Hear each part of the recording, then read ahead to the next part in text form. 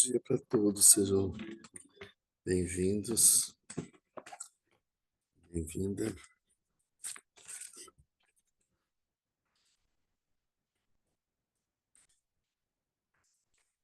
Nós estamos fazendo o estudo do Taratantra Shastra. Estavam vendo as correspondências desses 9 exemplos com as 9 impurezas. Isso foi o que a gente viu no nosso último encontro, há 15 dias atrás, né?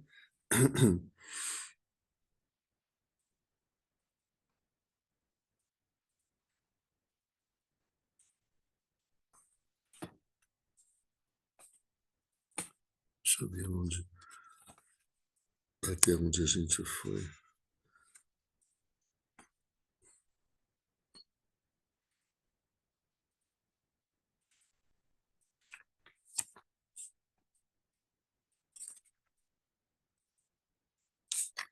Bom, o que a gente viu aqui dessas correspondências, espera aí um momento.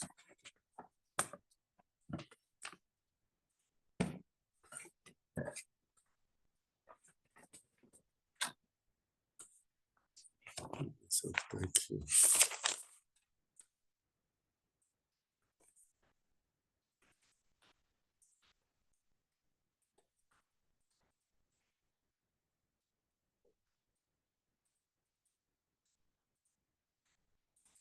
Estava vendo as impurezas dos vários, entre os seres ordinários, os arhats e os bodhisattvas. O que esses 9 exemplos, o que eles falam sobre as impurezas desses seres, né? Então, até que a gente falou sobre os primeiros 3 exemplos estão relacionados com os deuses dos reinos sem forma, né? Além do reino do desejo, os deuses do reino da forma e os deuses do reino sem forma. Bom, vamos retomar aqui então. Os 4 primeiros exemplos, que são a estátua do Buda dentro do lótus, as abelhas protegendo o mel da colmeia, o grão dentro a semente, né, do grão, o grão dentro da sua casca, e peças de ouro caídas ao lado da estrada dentro de um pântano mal cheiroso, né? Esses são os 4 primeiros exemplos, eles têm a ver com os seres ordinários, como nós, né? Nós vimos que um ponto que a gente viu também, importante, que a natureza de Buda presente em cada um de nós, ela, ela pode ser percebida, como nós não percebemos a natureza de Buda que existe em nós podemos ter um sinal da sua existência, assim como a fumaça é um sinal de que tem fogo, né? Um sinal da existência da mente de Buda em nós são essas emoções perturbadoras, né? Que são porque todos essas impurezas, elas só aparecem onde está a mente de Buda, elas não aparecem em outro lugar, né? Por exemplo, não existe raiva num lugar onde não tem a mente de Buda, não existe desejo num lugar onde não tem a mente de Buda. A presença da mente de Buda faz com que a ignorância ela produza essas emoções perturbadoras. A ignorância pela sua incompreensão. Todas essas emoções perturbadoras são criações da mente por conta da incompreensão que a mente tem sobre a mente de Buda. Então, é como se fosse uma percepção equivocada, né? Uma ilusão de ótica, por assim dizer, né? Então, o que a gente viu, por exemplo, na questão do lótus, o lótus ele representa O apego, porque ele é agradável, ele é atraente, ele é bonito, ele é perfumado, ele tem cores que chamam a nossa atenção, que nos excitam a atenção, o olhar, né, a visão. E então ele é desejável, né? Por isso que ele representa o desejo. Só que o lótus não dura para sempre, ele dura algum tempo, depois ele começa a perder a cor, ele começa a perder o cheiro, até que ele fica sem forma, meio murcho, totalmente sem cor agradável e exalando um cheiro de uma planta podre, né? Então, essa a imagem do Buda, uma, uma, pode ser tanto uma estátua do Buda como uma imagem mesmo do Buda, dentro de uma flor de lótus que está murcha, ele representa a mente de Buda envolta, escondida pelo desejo. Então, quando nós percebemos o desejo, nós temos que ver que ali a gente tem a mente de Buda. Ele está escondendo a mente de Buda. Não interessa para a gente ficar com o desejo. O desejo é uma flor murcha, podre. Não vale a pena ficar com o desejo. Vale a pena encontrar a mente de Buda que está por trás dele. Essa é a mensagem, né? Da mesma forma como as abelhas são símbolos da raiva, né? E porque elas ficam muito quando quando elas percebem que estão sendo ameaçadas, elas ficam muito agressivas e picam, né? Então, mas nós sabemos que as abelhas, elas estão protegendo. Onde existem as abelhas, o enxame de abelhas, é porque ali tem o mel. Então, o que a gente tem que fazer? Não ficar, parar ali nas abelhas, ficar brigando com as abelhas, que é o que a gente faz com a emoção da raiva. A gente tem que ir além disso, perceber que por trás da emoção da raiva existe a mente de Buda. É a mente de Buda que é interessante, não são as abelhas, né? Claro que as abelhas são importantes para o mundo, para a ecologia, quero que elas sobrevivam a essa catástrofe climática, mas a gente está interessado na mente de Buda que existe escondida pelas nossas abelhas mentais. Essas é que têm que ser abandonadas, né? Da mesma forma, o grão de arroz está revestido pela palha, né? A gente não vai comer a casca do arroz, a gente não vai comer a palha do milho, a gente vai comer o milho. O que importa é o grão. A palha não tem utilidade para nós, assim, para nos alimentar, né? E ele representa a ignorância. Então, onde vemos a ignorância, que seria a palha do arroz, do trigo, etc., a gente deve entender que ali existe a mente de Buda. Quando nós vemos a ignorância, nós temos que ver ali está a mente de Buda, por trás da ignorância. Essa ignorância não surgiu do nada. Essa ignorância surgiu de é, uma percepção equivocada, um desvio, uma deturpação de algo anterior, que é a mente de Buda. Quando a gente vê vários pensamentos que existem, que a gente considera como pensamentos equivocados, errados, errôneos, né? De onde que eles vêm? Nós vamos perceber que na origem deles existe uma interpretação errada de um determinado ponto que seria verdadeiro, né? Que é a mente de Buda. Eles não surgem do nada, né? O que importa para a gente é buscar a mente de Buda por trás dessa visão da ignorância.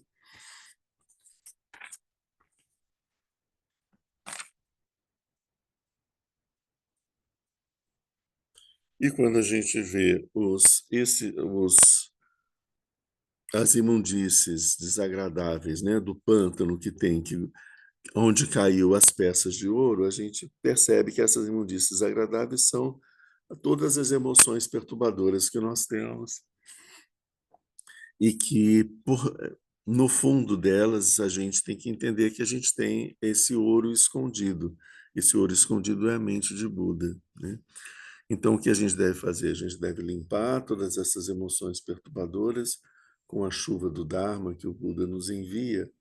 A gente tem que limpar todas essas impurezas, e aí nós vamos ver, vamos começar a ver lá no fundo o brilho das peças de ouro e vamos poder resgatar as peças de ouro.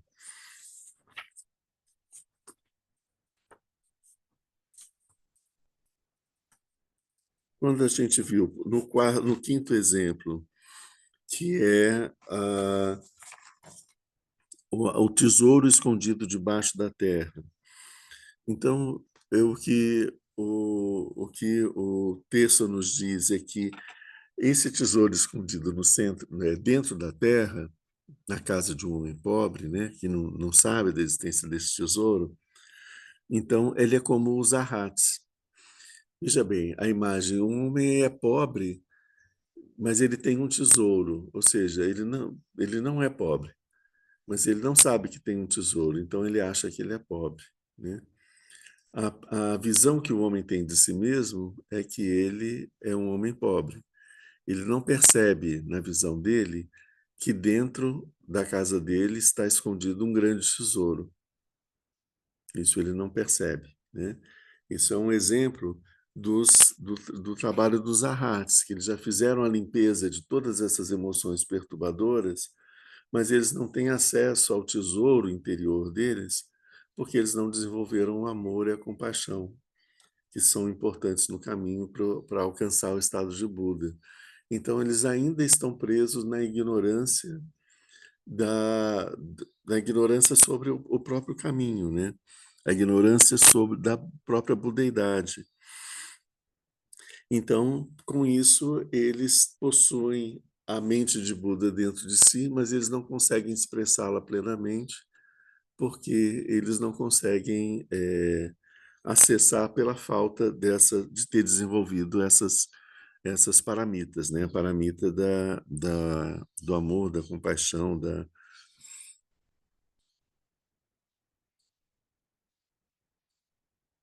estou falando da paramita do amor e da compaixão, não são paramitas, né?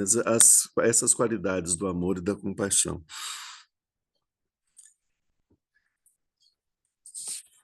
Tá, então isso a gente viu sobre o exemplo das joias estão encobertas pela terra.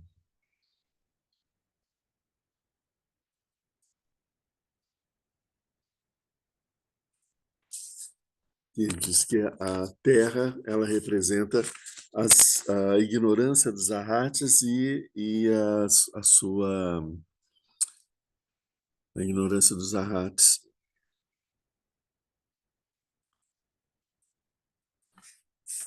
e as tendências kármicas, né, que fazem com que ele tenha a visão que ele tenha sobre o caminho, sobre si mesmo, vem das tendências kármicas.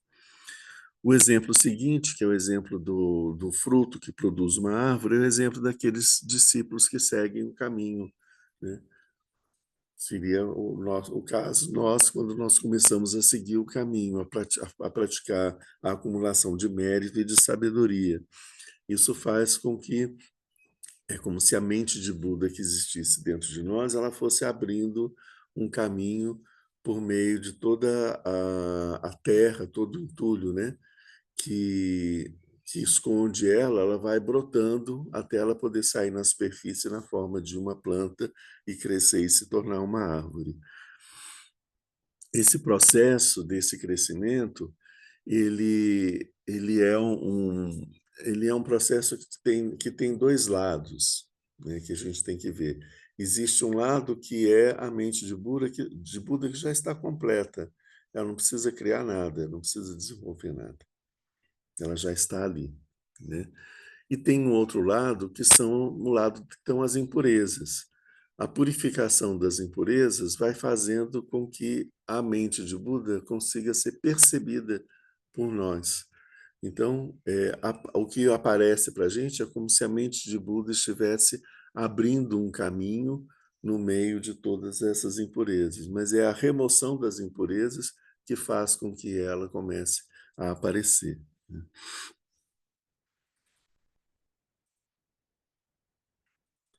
Bom, isso então aqui a gente já viu. Entre os bodhisattvas, a gente tem o exemplo os bodhisattvas das primeiras terras, são representados pelo exemplo da mulher que traz dentro do útero o filho de um rei, e os bodhisattvas das últimas três terras, que representam aquela ideia da estátua de Buda dentro de um molde de terra. Ok, isso tudo aqui é um resumo praticamente do que o que a gente já viu, a gente já tem visto até aqui. Nós fizemos uma análise bem do que são essas impurezas, esses envoltórios, né?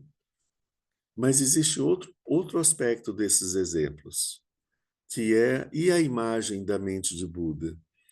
A gente está vendo aquilo que encobre a mente de Buda, mas também tem a imagem da mente de Buda. A imagem da mente de Buda é a estátua de Buda, que está dentro do lótus, o mel, que está atrás das abelhas, escondido pelas abelhas, o grão, que está escondido na palha, as peças de ouro, que estão escondidas no pântano, o tesouro, que está escondido embaixo da terra, a semente de mangueira, que está brotando, está dentro da terra e está brotando. Uh, uma estátua de Buda que está encoberta por panos velhos, estragados, que estão se desfazendo. O bebê, né? O rei, o monarca universal, que está guardado dentro da barriga da sua mãe, e a estátua de ouro que está guardada dentro do molde. Então, esses são os exemplos da mente de Buda nessas diversas fases diferentes. A gente viu os envoltórios, vamos ver agora essa mente de Buda. Então, aqui o texto em sânscrito, ele começa dizendo assim, falando agora exatamente sobre a essência, tá? A tríplice natureza dessa essência é, portanto, o corpo da realidade, o Dharmakaya, a talidade, o Tatatá, e a linhagem espiritual, Gotra. Ela é conhecida pelos três primeiros exemplos, pelo seguinte e pelos cinco últimos. O que ele está querendo dizer aqui? A gente está falando de Tathagata Garbha, que é o germe da mente de Buda, a essência da mente de Buda, a própria mente de Buda que está presente em todos nós, em todos os seres, mas que não está atualizada na forma de um Buda desperto. A natureza de Buda, presente nos Budas, ela é expressa pelo despertar, é o despertar. Quando ela está nos seres que ainda não alcançaram o despertar, a gente chama de Tathagata Garbha, que é a mente de Buda ainda não desperta, quando o processo do despertar ainda não aconteceu. Então, essa natureza da mente de Buda, nessa fase dos seres ordinários, que ainda estão no caminho do despertar, ela apresenta três aspectos. O primeiro aspecto dela é o que ele chama de o Dharmakaya. A mente de Buda que existe em nós, um aspecto dela é o Dharmakaya, né, que é a verdade, o chamado corpo da verdade, aquele que percebe a verdade, as coisas como elas são, né? O segundo aspecto dela é a talidade, ou seja, o que a gente chama também, o que é em sânscrito, o tatatá. A gente vê isso escrito como tatatá. Tatatá é a talidade, que é o fato dessa mente ela ser exatamente aquilo que ela é, né? Ser aquilo que se é, né? E o terceiro exemplo é o germe, ou a linhagem espiritual. Isso é chamado de Gotra. Às vezes é chamado de Garba, quando a gente está falando de uma de um embrião, do germe. O germe aqui está falando o germe da semente, não é um germe de doenças, isso é outra coisa. Aqui é a semente, é o embrião, né? Então, isso é também chamado de linhagem espiritual, porque esse embrião que ele dá essa característica de que ali existe alguém da linhagem dos Budas, né? Que é o que ali tem a presença da linhagem dos Budas, nesse sentido, né? Nós vamos voltar a ver um pouco mais sobre isso mais adiante, né? Começando aqui pelo. E então, ele está dizendo que essa natureza da essência ela é tríplice, como a gente viu, e ela vai ser conhecida pelos três primeiros exemplos, pelo quarto exemplo, que é o seguinte, e pelos cinco últimos. Que aí dá, com isso forma 9. Então, vamos começar a ver o que a primeira exemplo que ele diz, a primeira natureza dessa essência que ele chama de Dharmakaya. O que ele diz sobre Dharmakaya? Deixa eu pegar para fazer, seguindo com esse outro texto aqui.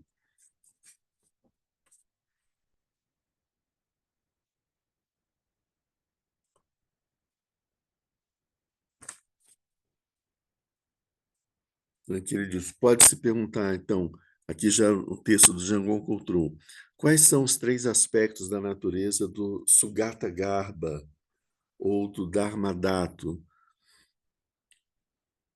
que é o que a gente está falando, chamando do Dharmakaya.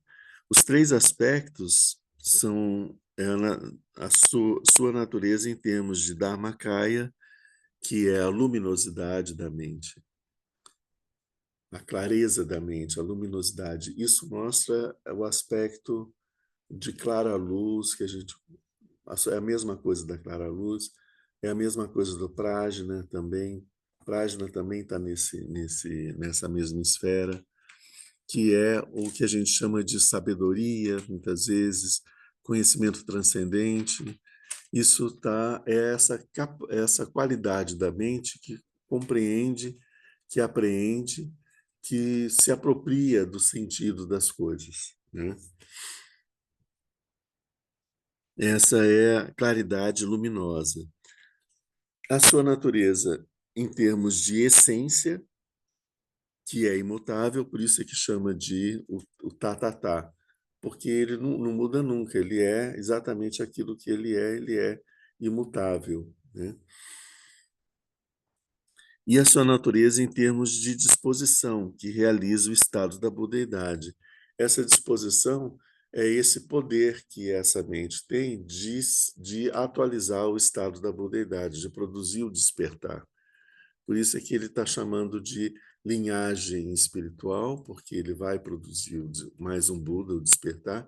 Por isso que ele é chamado às vezes de germe ou de embrião, porque ele tem a natureza enquanto embrião e a natureza enquanto desperto, né? Então ele tem uma é, é, dentro do embrião está já o resultado, né? É só uma questão de tempo, né?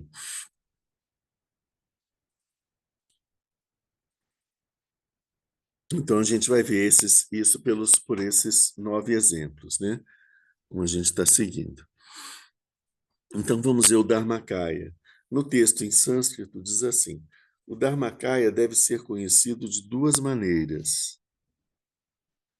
Primeiro, pela essência absoluta, que é o Dharmadato, que é perfeitamente imaculada, pura, e segundo, por suas emanações, que são ensinamentos profundos e múltiplos do caminho espiritual. O que ele está querendo dizer com isso? Como que a gente caracteriza o Dharmakaya?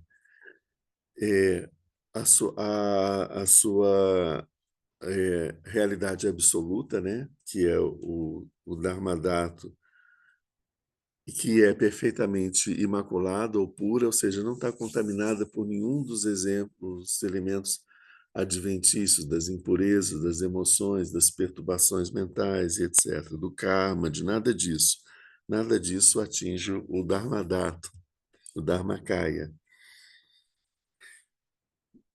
E as suas emanações, que são os conhecimentos profundos e os conhecimentos múltiplos do caminho espiritual.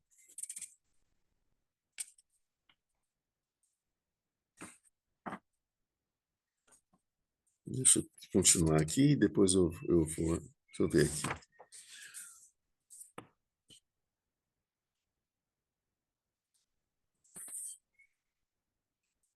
Então, o aspecto real do Dharmakaya é o Dharmakaya no sentido de realização.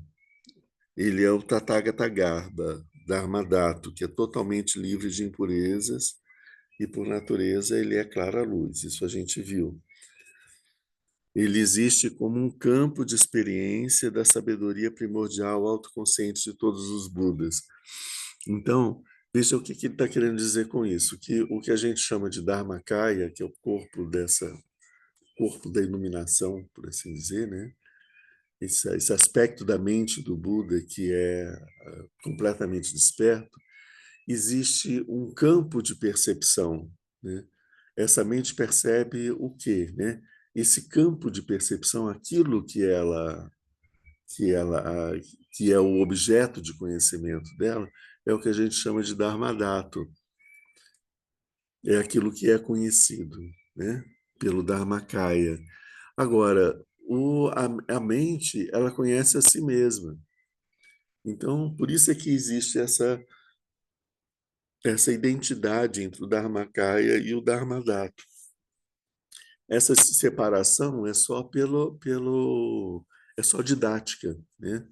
Quando a gente está pensando na mente, no aspecto inteligente da mente, que percebe as coisas, que conhece as coisas, essa capacidade criativa e inteligente dela, a gente está falando do Dharmakaya. Mas quando a gente vê que essa mente, ela também é todo o universo daquilo que pode ser compreendido, né? Então a gente está falando do Dharmakaya, do Dharmadatta. Isso compreendido no seu nível absoluto, no plano absoluto, não no plano relativo. O plano relativo também entra aí, mas principalmente do plano absoluto.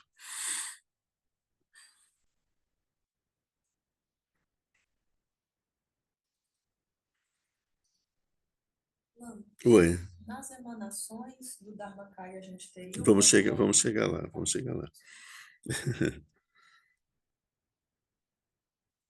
Bom, tá. O que são essas emanações? Vamos chegar nelas aqui agora.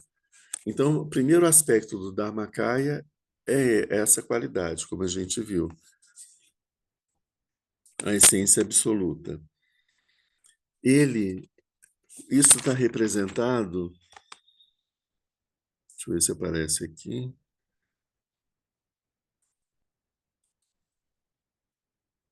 A gente vai ver mais ali na frente.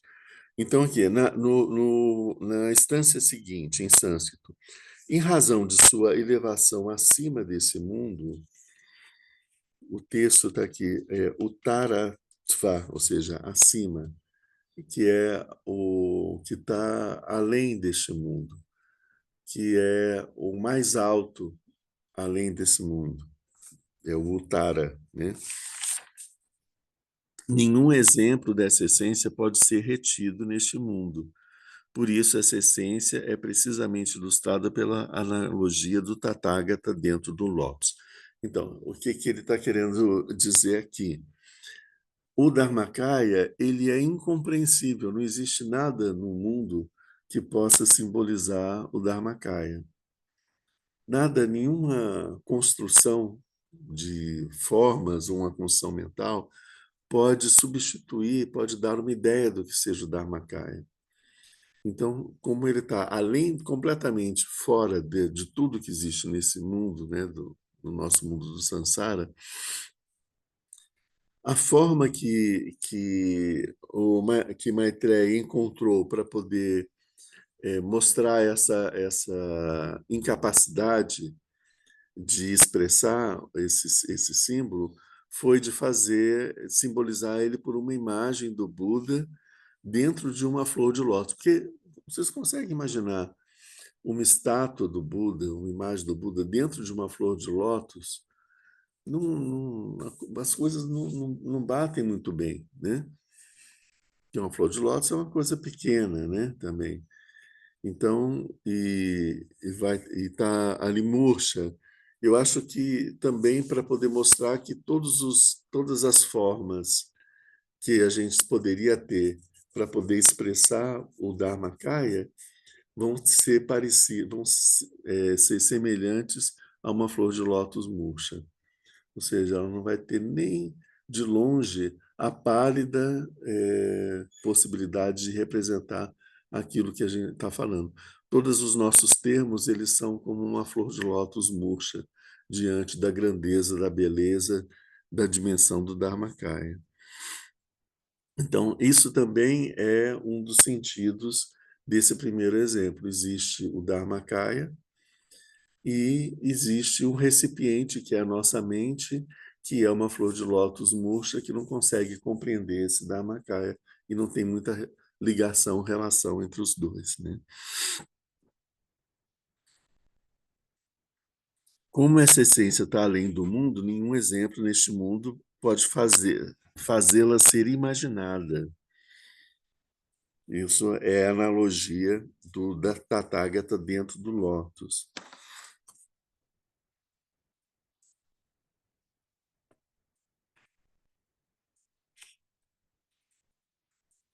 Aqui ele está dizendo, quanto Dharmakaya, no sentido de ensinamento, é, ele representa o ensinamento do caminho do Dharma profundo, que também é difícil da gente ser apreendido, né?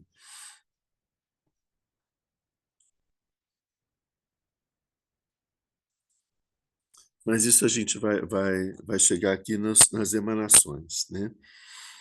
Então, a gente viu já o primeiro exemplo, o que ele significa. Os ensinamentos espirituais sutis e profundos são como o sabor único do mel. E os ensinamentos espirituais das práticas múltiplas são conhecidos como semelhantes aos grãos nos seus diversos envelopes.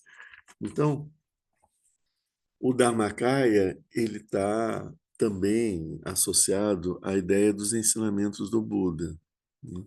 É do Dharmakaya que procede o Dharma e os ensinamentos do Buda.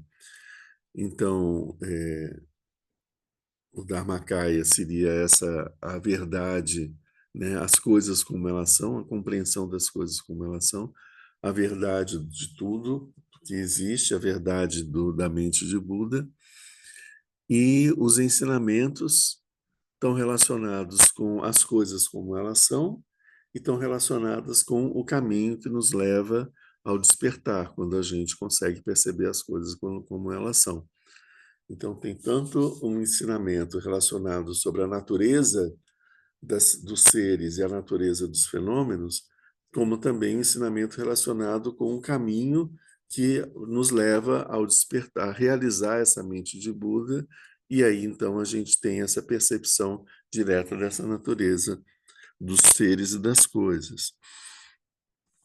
Então, isso mostra os ensinamentos do Buda, eles têm essa qualidade. Quando eles são os ensinamentos profundos sobre a natureza das coisas, eles têm um sabor único, como o mel. Esse sabor único significa que ele é imutável.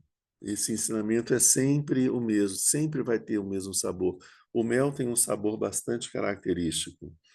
Onde a gente coloca o mel, a gente percebe o sabor do mel, né? Esse é um pouco desse sentido, né? Então, principalmente essa questão desse sabor único, que no sentido de ser uma coisa que sempre vai ser aquela coisa mesmo, nunca vai mudar, né? É sempre a imutabilidade, né? Então, esses ensinamentos profundos são uma expressão do Dharmakaya, são um segundo aspecto do Dharmakaya, os ensinamentos que chegam para a gente, o Dharma que chega para a gente. Existe um outro Dharma que ele coloca aqui os ensinamentos espirituais das práticas múltiplas. São conhecidos como semelhantes aos grãos. Então, os ensinamentos relacionados ao caminho do despertar, aquilo que a gente deve fazer para alcançar o despertar, a acumulação de mérito, a acumulação de sabedoria, e todas as práticas tântricas e todas as outras práticas de refúgio, de orações, de meditação, etc., todos os ensinamentos relacionados ao que a gente deve fazer para alcançar esse despertar, para perceber a natureza da mente que existe em nós, são os ensinamentos que ele chama de ensinamentos múltiplos, e eles estão relacionados com o grão de arroz. Vocês veem, ele mostra que é algo que nos alimenta, essa característica desses alimentos, né? desses ensinamentos. Eles são ensinamentos que nos alimentam, que nos fortalecem, que nos dão condições da gente conseguir seguir adiante, né? Eles representam o alimento que está guardado nesses grãos que estão contidos na palha, né? Então, da mesma forma, eles estão escondidos pela palha da ignorância, né? Esse que é o sentido, né? Também. Então, esses são os três, o aspecto tríplice do Dharmakaya. Ele, que a gente viu, pegando aqui de volta, a tríplice natureza do Dharmakaya, a gente tem a primeira, a tríplice natureza da essência da mente de Buda, do Tathagata Garbha. Vamos deixar mais claro assim. A tríplice natureza do Tathagata Garbha é Dharmakaya, Tathata e Gotra. O que é o Dharmakaya? A gente viu, o Dharmakaya ele tem um aspecto tríplice. Ele é a verdade em si, a mente pura do Buda em si, os ensinamentos sobre a natureza dos seres e das coisas e os ensinamentos sobre o caminho que leva ao despertar. Esses são os três aspectos do Dharmakaya. E eles estão simbolizados nos primeiros três exemplos. Vamos ver o aspecto seguinte do Tathagata Garbha, é quando aquilo que ele chama de atalidade, o tatatá. Esse tatatá é o quarto exemplo. Vamos ver o que diz no texto em sânscrito. Em razão da sua natureza imutável, de sua excelência e de sua pureza perfeita, a talidade é expressa pela comparação com as peças de ouro. O que ele está querendo dizer aqui? Quais são os aspectos dessa talidade, dessa característica única, né, da mente de Buda? Ele tem a característica de a natureza é imutável, ela é excelente, não existe nada acima disso, nada melhor do que isso, nada maior, nada mais belo, nem nada. E a sua pureza é perfeita. Então, ele tem um aspecto de ser absolutamente puro, o aspecto de ser insuperável, né? Porque a sua excelência ele é insuperável, e o aspecto de ser imutável. Então, essas três características são as características da talidade, daquilo que faz com que a mente de Buda seja uma coisa única, não tenha nada igual a ela, né? Então, essa natureza ela é simbolizada nas peças de ouro, porque o ouro ele não se corrompe, ele não se modifica com os elementos químicos, com contato com outros elementos químicos. Ele mantém sempre a sua pureza. ele não se contamina com aquilo que está em volta dele, né? Então, se você mergulha as mãos ali naquele esgoto e retira lá do fundo uma peça de ouro, você lava ela da parte toda aquela sujeira e ela está intacta, né? Ela não foi contaminada pela sujeira onde ela estava, né? Então esse é o aspecto dessa característica do que a gente chama de tatatá ou a talidade da mente. Essa qualidade da talidade da mente de Buda é representada pela natureza do ouro puro que está nessas peças. Então, essa natureza, essa talidade, essa presença real e insuperável da mente de Buda em nós, ela está escondida por todas essas nossas emoções perturbadoras e todos os nossos processos mentais adventícios, que são processos impuros, né? Mas isso não contamina a mente de Buda em nós. Esse ponto, assim, ele é muito importante. Veja bem, eu, tomado de um ódio absoluto, muita inveja, desejo, todas essas emoções perturbadoras, eu assassino um grupo grande de pessoas de uma forma bárbara, cruel, crianças, mulheres, e torturo, faço as maiores barbaridades com essas pessoas. Isso é uma ação horrível, certo? Vai produzir karma, com certeza. E durante uma grande sequência de existências, eu vou estar sofrendo as consequências kármicas dessa ação que eu fiz, né? Agora, isso contaminou de alguma forma a mente de Buda que existe em mim? Não. Isso não, isso é da natureza da ignorância e da nossa mente ignorante. Não contamina a mente de Buda que existe em nós. Então, a mente de Buda ela não tem que se purificar dessas ações negativas. A mente de Buda ela já está pura. A purificação dessas emoções negativas, isso é que a gente tem que entender, é que todas essas ações negativas, elas produzem um lixo mental muito intenso, que vai produzir muito sofrimento para nós, doenças e uma série de experiências desagradáveis e coisas, e vai fazer com que a gente viva no inferno. Isso não está dentro da mente de Buda, está dentro da nossa mente habitual, né? Que renasce continuamente dentro do samsara. Então, esse que é o nosso contínuo de existência, que leva de uma existência para outra. Então, todas essas ações negativas que a gente fez produziu um imenso karma que, no momento que ele amadurece, ele vai produzir uma série de consequências de perturbações na nossa mente e de sofrimentos, e vai fazer com que fique cada vez mais difícil a gente perceber a nossa própria natureza de Buda, porque a gente vai ter uma quantidade grande de lixo, de sujeira, de esgoto mesmo, né? Encobrindo ela. Isso é o que diz esse exemplo. Ou seja, apesar de toda esse lixo mental que a gente tem, a nossa natureza de Buda ela está intacta, guardada ali dentro. Só precisa ser purificado esse lixo para que ela possa se manifestar.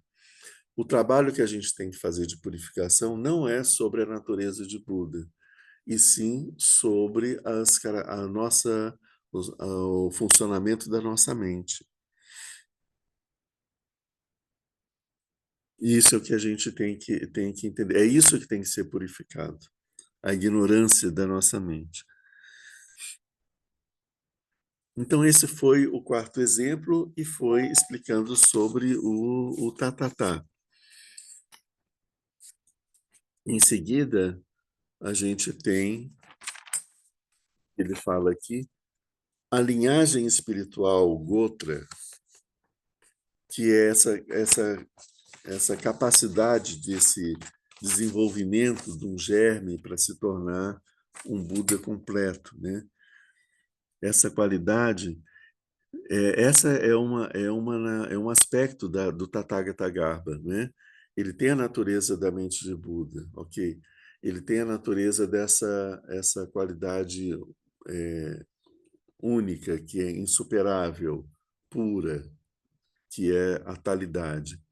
Mas ele também tem uma qualidade interessante. Ele tem a qualidade de ser enquanto germe, enquanto embrião, e de ser enquanto fruto, sendo enquanto causa e enquanto fruto. Ela é a causa e é o fruto da mesma mente de Buda.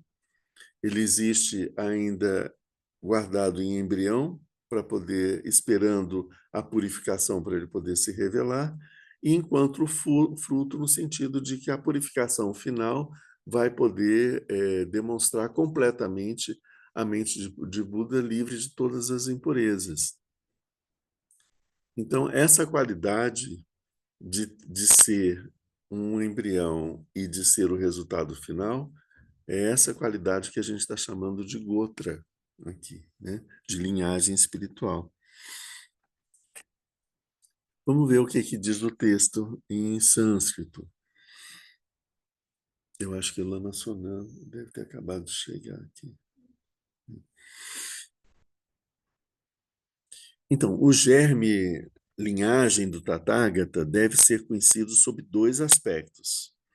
Então, tem dois aspectos que a gente vai observar, conhecer esse aspecto desse germe da mente de Buda. O tesouro enterrado e a árvore que vem do fruto, o que corresponde ao germe presente por natureza desde sempre e ao germe que adquiriu os mais altos desenvolvimentos. Então, o tesouro enterrado mostra a natureza de Buda, né? O tesouro enterrado mostra essa potência, esse germe que tá presente, sempre teve presente desde o início, né? Então ele está ali enterrado, ninguém sabe que ele está ali, mas ele está ali e sempre esteve ali, né? O segundo exemplo, o segundo aspecto, é essa capacidade dele poder se desenvolver e se revelar plenamente no despertar como a natureza de Buda. Isso é representado pela árvore, que brotando do fruto, ela cresce e se torna uma árvore grandiosa e também magnífica e insuperável, que é a representação dos níveis elevados que se atinge com o despertar. Os dois aspectos, o aspecto ainda de ele estar sempre ali e o aspecto dele estar plenamente desenvolvido. E aqui a gente já está vendo dois símbolos, né? Que são dois exemplos. O exemplo do tesouro escondido e o exemplo da semente da mangueira que produz a mangueira no final. Temos ainda mais outros 3 exemplos para a gente poder ver. E aqui ele diz no texto seguinte: a realização dos 3 corpos do Buda. Quais são os 3 corpos do Buda? Dharmakaya, o Sambhogakaya e o Nirmanakaya. A realização dos 3 corpos do Buda é considerada como vindo dos 2 aspectos desse Gotra. Como assim? Do primeiro aspecto, que ele fala que é o tesouro enterrado, que é o fato da natureza de Buda estar presente desde sempre ali, vem o primeiro corpo, que é o Dharmakaya. Então, quando o ser alcança o estado de Buda, o seu Dharmakaya ele aparece como uma consequência do Dharmakaya que estava presente e escondido desde o início, simbolizado pelo tesouro escondido dentro da terra. Então, é o Dharmakaya que já estava ali, escondido dentro da terra, é o mesmo que aparece no final. Ou seja, a gente só retirou a terra e fez o tesouro aparecer, né? Do segundo, vem os dois seguintes, ou seja, o desenvolvimento do fruto que vai produzir a árvore, ele vai produzir o Sambhogakaya e o Nirmanakaya, que são as consequências, são os dois corpos formais da mente de Buda. Vocês veem, o Dharmakaya está simbolizado por um tesouro escondido. Esse tesouro, a gente pode ter uma ideia dele física, né? Imaginar uma arca ali cheia de moedas e joias, não sei o quê. Mas um tesouro é um tesouro, pode ser qualquer coisa, pode ser um monte de bitcoins ali que não tem nem existência física, né? Então não importa, ele é um tesouro, que o significado de tesouro é um imenso valor que está escondido, certo? No outro exemplo, o exemplo da árvore é um exemplo mais físico, né? Você tem uma semente que se desenvolve, forma uma árvore magnífica no final. Então, o primeiro corpo do Buda, que é o corpo do Dharmakaya, é chamado de o corpo absoluto. Ele tem relação com esse valor que sempre esteve presente e que se manifesta no valor insuperável do Dharmakaya, né? Não existe nada que tenha mais valor do que o Dharmakaya, né? O Sambhogakaya e o Nirmanakaya são os corpos formais do Buda, né? O Sambhogakaya é um corpo que aparece para em situações particulares, né? Ele aparece para os praticantes que estão avançados no caminho de quem eles recebem as instruções, certo? Por exemplo, Sukasidi, Niguma receberam instruções diretamente do Buda Sambhogakaya, né? Que é que a gente chama de Vajradhara, de Dorje Shang. É a mesma coisa, é o Buda Sambhogakaya, né? Que é o que a gente vê no centro do nosso altar. E da mesma forma, Tilopa, e da mesma forma, todos esses grandes Mahasiddhas, né? Receberam os ensinamentos diretamente do Buda, no aspecto do Sambhogakaya, e a partir daí eles desenvolveram as diversas linhagens das diversas escolas, né? E o Nirmanakaya é o corpo físico, é o corpo formal mais evidente para nós, aquele que é percebido pelos seres mais, não por seres tão elevados, mas pelos seres mais ordinários como nós. Então, esses dois corpos, eles são fruto, é um desenvolvimento desse aspecto da mente de Buda que produz um resultado que tem uma forma, eles têm uma forma, né, que é perceptível. Então, aí a gente viu como que aparece o Dharmakaya, o Sambhogakaya e o Nirmanakaya. Mas a gente ainda está no exemplo número 7, está faltando ainda 3 exemplos. O corpo essencial do Buda, que é o Svabhavikakaya,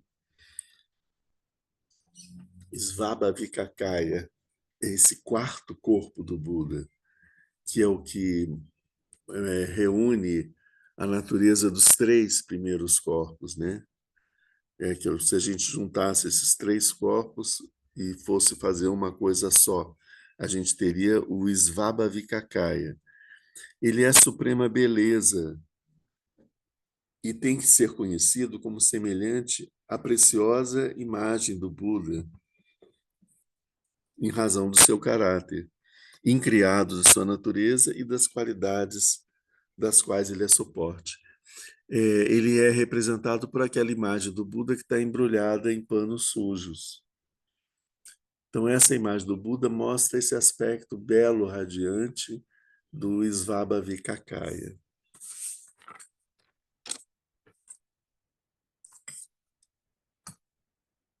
O corpo de beatitude, o Sambhogakaya, aqui ele volta a falar no Sambhogakaya, ele é semelhante ao monarca universal, pois ele possui a regência suprema do chakra, o Chakravarti, né? Pois ele possui a regência suprema do grande Dharma. Ele é semelhante ao termo em sânscrito, Chakravartin, que significa o monarca universal. Vocês veem que ele está sentado com vestes, ele está com vestes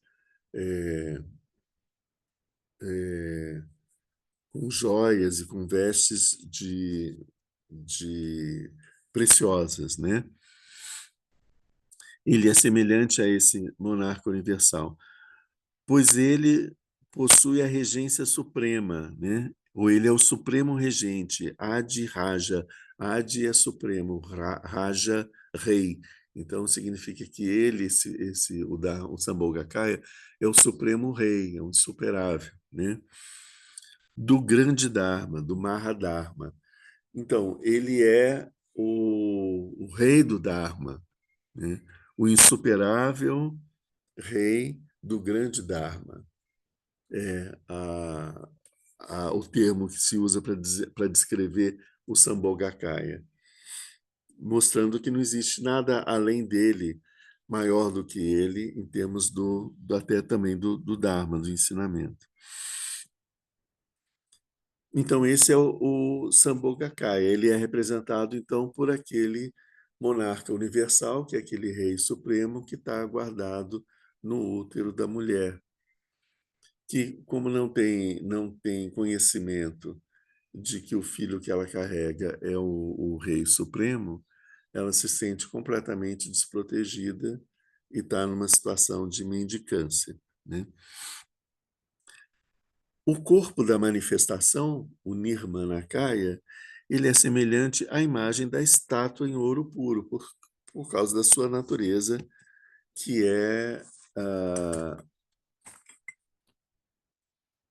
que ele é uma imagem, né? A perfeita imagem do estado de Buda. O que a gente vê daqui disso? A mente de Buda, se você vai fazer uma imagem dela no plano físico, né, acessível a nós, ela aparece como o Nirmanakaya. O Nirmanakaya é uma representação do que é o Buda. O Buda é impossível de ser representado aqui. O Dharmakaya consegue ser, a gente consegue ver alguma coisa. Ah, olha só, isso aqui é um Dharmakaya. Não consegue, né? Então, o máximo que a gente consegue de ter de representação do que é a mente de Buda é o Nirmanakaya, é o corpo, né? O corpo do Buda. O Buda, quando estava presente entre nós, o corpo dele é a representação mais perfeita que a gente tem do que é o Buda. Mas ainda assim é uma pálida imagem, né? Isso a gente tem que ter essa ideia. Então, o corpo de manifestação é semelhante, e ele é semelhante a uma estátua feita por um molde, né? Esse molde que forma a estátua. Você despeja o ouro e ele forma a estátua. Então você tem o Dharmakaya tendo que aparecer no mundo, ele vai reunir em volta de si os elementos do mundo, e essa interação entre o Dharmakaya e os elementos do mundo vai criar esse molde aonde vai surgir o Nirmanakaya, a encarnação, o Buda presente ali, né?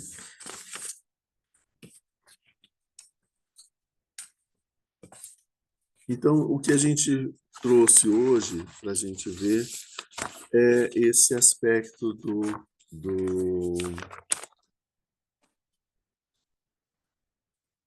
de que nesses 9 exemplos a gente estava vendo sempre a questão dos aspectos adventícios, que são as impurezas, mas a gente vendo o que essas impurezas estão escondendo, né? Elas estão protegendo e escondendo o quê? Então a gente vê esses aspectos da mente de Buda que estão sendo escondidos por essas imagens. vocês veem que num trechozinho que ele coloca, cita 9 imagens, a gente está há dias falando sobre o significado disso e cada vez a gente vê com uma coisa um pouco diferente, com um aspecto um pouco diferente. A gente ainda vai ver mais dois encontros, a gente ainda vai estar trabalhando com essas imagens. Depois a gente vai passar para estudar o despertar. E quando a gente for estudar o despertar, a gente vai ver que, de novo, a gente vai ter que buscar, dentro dessas imagens, alguns elementos para poder explicar o que é o despertar de um Buda. Então, isso ainda vai se aprofundar um pouco mais, né?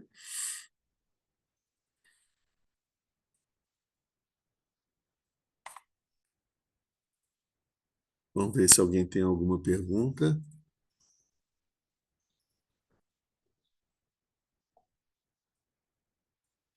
Não, todas as questões das impurezas. A gente, ao decorrer das práticas, a gente vai continuar a fazer comer, por exemplo. Tem umas questões que a gente não vai abrir mão, né? Mas ao aprofundar a prática, às vezes essas questões perdem um pouco a força. Igual, o exercício até certo momento é bom, mas também tem a questão da vaidade, então tudo tem alguns apegos, né? Desejo, ao decorrer que você vai aumentando na prática, você pode até continuar a ter desejo, mas não com tanta força. Então essas impurezas para a gente achar esses exemplos aí, assim, é algo muito sutil de se observar. Não, para a gente, no momento da fase que a gente está, essas impurezas elas são grosseiras, né? Elas ainda são muito grosseiras, são perceptíveis, né? A gente não percebe elas porque a gente não está acostumado a olhar para nós mesmos, né? Então a gente vive um pouco no modo de automático e a gente não está atento para ver quais são as nossas motivações, etc. Mas é muito interessante o que você falou. Então, por exemplo, como que fica essas nossas atividades diárias, né? Que são atividades mundanas, né? Atividades mundanas significa que elas são ruins, que elas são negativas? Não. Significam que elas não são atividades que estão voltadas para o despertar, mas estão voltadas para a manutenção da nossa existência mundana. Mas se a gente não fizer isso, a gente desaparece daqui. E aí a gente deixa de fazer um grande bem e deixa de beneficiar os seres, né? Então, o mundano não significa negativo. É isso que a gente tem que entender, né? Então, essas são atividades mundanas. E como que fica com a nossa prática, né? Com a nossa prática, a gente vai começar a perceber as nossas motivações, os nossos desejos, todas essas impurezas que estão na nossa mente. E a gente vai começar a perceber como que essas impurezas estão presentes e afetam essas nossas atividades mundanas também. Então, o desenrolar da prática vai purificar também essas atividades, entende? Você vai conseguir fazer exercícios sem a vaidade, sem a- o desejo de isso ou daquilo, né? Então porque no momento que isso aparece, ele não vai ter não vai ser algo no qual você tenha que aplicar a sua energia mental, não vai ser algo querido, desejado, entende? Você já não vai te interessar mais, ele vai perder o fascínio sobre você. Isso não vai fazer com que você pare de fazer exercícios, mas vai fazer com que você faça exercícios de uma forma mais leve, né? Vai ser mais leve, mais agradável e até ter mais resultado, porque deixa de ser um peso, uma obrigação, um fim a ser alcançado, sabe? É um exemplo muito bom, porque traz para a gente uma aplicação muito direta, né? Mas como que a gente vai purificar isso? Através da prática da meditação e do olhar para si, perceber o movimento das nossas emoções e ver onde elas estão presentes.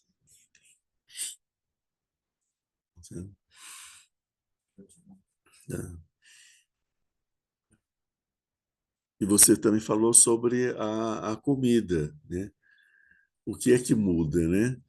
Então, a gente gosta de comer pratos com muito sabor, né? A gente pode, num determinado momento, perceber a importância de ver a qualidade do alimento. Então, a gente passa a querer consumir alimentos que sejam saudáveis, né, e que produzam uma qualidade de saúde para a gente, né? A gente se esforça em ter esses alimentos saudáveis. À medida que a gente avança na prática, a gente já vai estar pensando que o alimento ele tem uma necessidade só de manter a nossa vida existente ali, funcionando. Aí a gente já não se preocupa tanto com aquilo, com os aspectos saudáveis dos alimentos, né? Mas então você vai ter pessoas como, por exemplo, como Milarepa, que tomava sopa de urtiga, se alimentava com sopa de urtiga, que é um alimento muito saudável, tá certo, mas era só isso, né? Kalu Rinpoche também, no retiro dele, ele passou um tempo, Kalu Rinpoche atual, tomando só sopa de repolho, né? Que também tem bastantes nutrientes, mas não tem toda aquela variedade, porque a gente não está interessado mais naquela distração que os sabores produzem na nossa boca. O alimento é um alimento, ele tem uma função, recebo alimento, gratidão, agradeço por o alimento que eu estou recebendo, mas eu tenho que fazer a minha prática e tudo. A gente tem aqui um contexto de alguém que está no retiro, que está fazendo uma prática no retiro, né? Hoje em dia, Kalun Rinpoche não come só sopa de repolho, né? Eu acho que ele só come sopa de repolho quando ele estiver fazendo algum retiro, se é que isso acontece ainda agora, né? Mas durante o retiro dele foi o que ele fez, né? Porque o retiro ele tinha que toda a atenção dele tinha que estar voltada para a prática que ele ia fazer. Ele não podia perder tempo com outras coisas, né? Então esse é um ponto. Aí a gente pega um exemplo, por exemplo, do Luípa, que é um Mahasiddha, que está na origem de várias práticas da nossa escola, inclusive, né? O Luípa, ele era um filho de um rei, era um príncipe que abandonou a vida do palácio e se tornou um monge, né? Isso lá pelos anos, sei lá, entre 300 e 800 depois de Cristo, né? Não foi na época do Buda, foi bem depois, né? E então, e ele era um excelente praticante, né? Tinha um conhecimento muito claro, né? A mente dele era muito aguda e tinha um conhecimento muito claro, tinha uma excelente compreensão dos ensinamentos budistas. Mas ele tinha um corpo que se destacava, né? Porque filho de reis, então teve uma boa alimentação, ele era mais alto, ele era mais bem formado, mais corpulento, mais belo, então ele sempre se destacava assim, né? Enfim, um dia ele estava mendigando alimento, como todos os monges fazem pela manhã, e uma mulher passou na casa de uma mulher e ela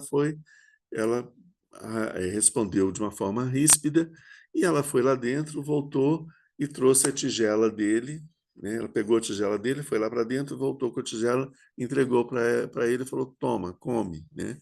Aí ele viu, ali tinha entranha de peixe, a barrigada de peixe.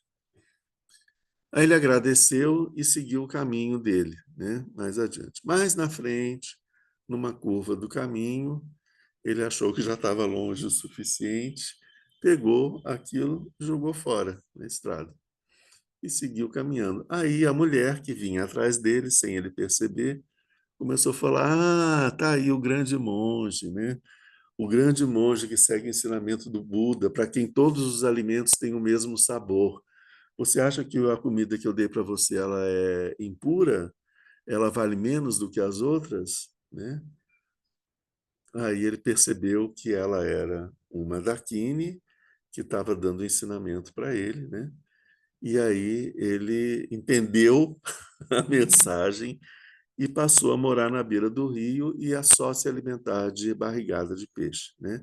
E assim, só comendo os restos dos peixes, os pescadores pegavam os peixes, abriam e limpavam ali, né? O peixe era considerado também um animal meio impuro, porque é um animal muito, ele é um símbolo da ignorância, né? O peixe. A gente, por exemplo, a gente na nossa tradição judaico-cristã, a gente considera o porco um animal impuro, né? Mas na Índia, naquela época, os peixes eram considerados impuros porque eles eram um símbolo da ignorância, né? Então, você vê, é simbólico também a história do alimento, que ele tem um alimento, é o rejeito de um alimento feito de ignorância, né? E então ele ficou se alimentando assim até que ele alcançou o despertar. Então ele passou a ser chamado de Luípa, que significa o mestre barrigada de peixe, entranha de peixe, né? Então, isso para ver que como que as coisas a partir do momento que você está no caminho do despertar, como que as coisas elas ganham uma outra dimensão que não fazem muito sentido para a gente aqui. Não adianta a gente querer imitar esses bodhisattvas, porque a gente vai se dar mal, não vai ter nenhum benefício com isso, porque isso não é algo para ser imitado, né? Essas ações dos bodhisattvas, a gente tem que entender que isso é o caminho individual de cada um. O nosso caminho pode ser um outro, né? Pode não ser entranha de peixe, pode ser, sei lá, outro tipo de restos, né? Oi, o que você falou? Pode se dar aula. É, pode... Mas enfim, isso para a gente ver que como que o alimento, então, ele ganha um outro sentido. Ele passa a ser um alimento que faz com que eu combata o meu orgulho, a minha vaidade, né? O meu desejo. Eu vou me alimentar disso, né? Tudo. E assim ele conseguiu. Assim ele conseguiu. O que ele conseguiu, Luís? Ele conseguiu se libertar do orgulho e da vaidade, que eram as emoções mais fortes por causa de ter nascido como príncipe, de se considerar acima dos outros, né? Então esse era o obstáculo. Ele não conseguia alcançar o despertar porque ele tinha ainda um orgulho muito grande. Então essa prática, o alimento se tornou uma prática para alcançar o despertar, né? E a gente vê várias histórias em relação à questão dos exercícios que, em determinado ponto, o que você precisa é de manter a flexibilidade das suas articulações. Então, os exercícios já não são mais exercícios para poder criar músculos, mas para manter a flexibilidade das suas articulações e a flexibilidade dos seus canais de energia. Então, ele ganha uma outra dimensão, né? E tem alguns relatos, por exemplo, o Yogananda, ele fala que depois que ele alcançou um samadhi, determinado samadhi, o corpo dele mudou. Ele tinha um corpo bastante fraco, mirrado, e aí o corpo dele se desenvolveu, assumiu um corpo quase que atlético. E ele não fazia exercícios, entende? Então, nós precisamos fazer exercício para poder cuidar do nosso corpo, mas à medida que você está avançado na prática espiritual, a própria prática faz com que o seu corpo ganhe a forma que ele deve ter, né? A mente, ela interfere no corpo, da mesma forma como o corpo interfere na mente. As práticas de exercícios iógicos que a gente faz, tanto na Índia, nas tradições dos Vedas, né? O hinduísmo, tanto no budismo, no sufismo, em várias outras tradições, taoísmo, etc., essas práticas físicas, o objetivo delas é de proporcionar, facilitar para a gente alcançar algumas experiências na meditação. E então o físico proporcionando uma boa experiência da meditação. E uma boa experiência da meditação, ela corrige os defeitos do nosso corpo físico e ajusta o nosso corpo físico. As duas coisas interagem assim.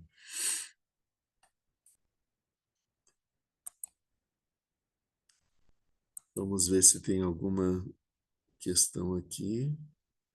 Nós vamos interromper, então, agora. Daqui a pouco o Lama Sonan deve estar voltando, porque ele tá acompanhando o Luiz. Luiz sofreu um acidente, né, aqui no KPG e quebrou a perna. Então ele está hospitalizado, está no Hospital do Sobradinho. O Lama Sonan passou a noite com ele lá. E a Vanessa já foi para lá para substituir o Lama Sonan, e ele está vindo para cá para fazer a prática às 10h30. A gente vai fazer, então, vamos encerrar essa nossa parte de hoje. A gente vai continuar no dia 30 de novembro. Os próximos dias serão, os fins de semana vão ser com a Lama Pelmo, e depois eu retomo no dia 30 de novembro para dar continuidade e fechar essa sessão do Uttara Tantra Shastra. Vamos fazer então aqui a dedicatória. Graças a essa virtude, tendo realizado rapidamente o Mahamudra, possa eu conduzir a esse estado todos os seres sem exceção. Pela graça do Buda que obteve os 3 corpos, pela graça da imutável verdade do Dharma em si e pela graça da infalível aspiração da Sangha, possa essa súplica de dedicatória realizar-se tal como ela é.